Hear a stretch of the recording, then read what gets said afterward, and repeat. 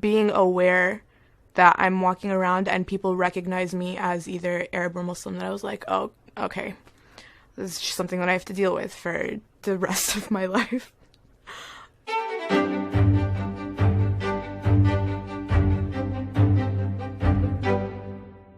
People get to know you, and like I said, they don't automatically think you're Arab or Palestinian, and then they find out you're Palestinian, and then it's like, oh, well, it just gets awkward. I don't know what it is. If I'm not being mistaken for, being Mexican or Cuban, I'm always having to explain, where I'm originally from. Even though I was born and raised in Southfield, Michigan, I have to say my family's Lebanese, even though I only have a U.S. passport. In class, if we're talking about Arabs or if we're talking about Muslims in history or politics or whatever, you kind of like feel this like tension in the air, and all the eyes start to turn at you, like waiting for you to say something. I will ask students, I'll do an exercise with them. So if I say 3 words like Arab, woman, Muslim, like what are the first things that come to your mind?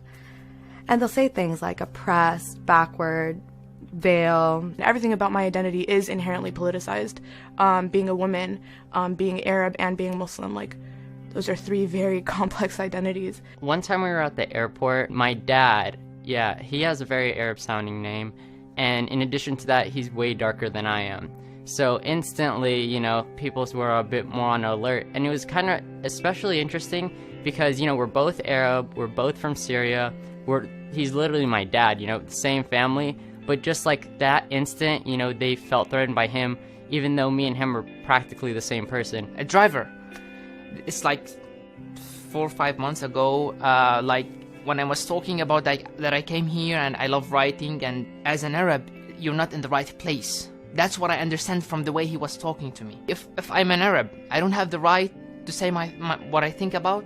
In 1987, I was 4 at the time, and federal agents came into my house and arrested my uncle. That was like the first moment where I knew that being Palestinian specifically, and Arab probably more, I guess broadly speaking, meant something different. On the one hand, I'm Arab and Muslim, and on the other hand, I'm also American. So sometimes balancing those 2 sides gets difficult, and I think you reach a point in your life where you find that balance and you become proud of that balance. I remember this happened to me actually a couple weeks ago. I was in Westwood and we were driving.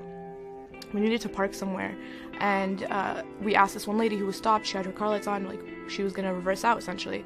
And while she was reversing, like she let us take her spot, and then she drove up right next to us and she looked at us and she was like, "By the way, I just want to say, I am so sorry for Trump.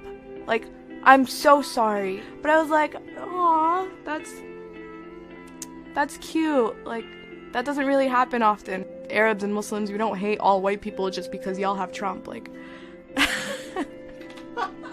people go to the media because they feel like, or they kind of absorb what the media has to say because they don't always have a peer from that background to talk with. And it's just kind of like, have an open mind, listen, don't listen to change someone else's point of view. People are told to be expressive and be themselves, and at the same time they're being persecuted for that, in the sense that being yourself should be normal.